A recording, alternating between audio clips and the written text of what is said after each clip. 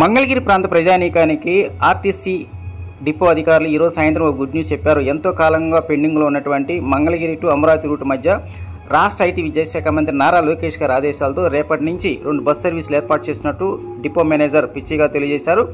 Mangalagiri RTC bus station నుంచి ఉదయం 6 గంటలు, 7:30, 8 గంటలు, 10:30, 12 గంటలు, అదేవిధంగా మధ్యాహ్నం 1:30, 3 గంటలు, 4:30, అదేవిధంగా సాయంత్రం 6 గంటలు, రాత్రి 9 మాకు ఈ బస్ సర్వీసు మంగళగిరి నుంచి అమరావతికి బయలుదేరుతుందని ఈ సందర్భంగా ఆయన తెలియజేశారు.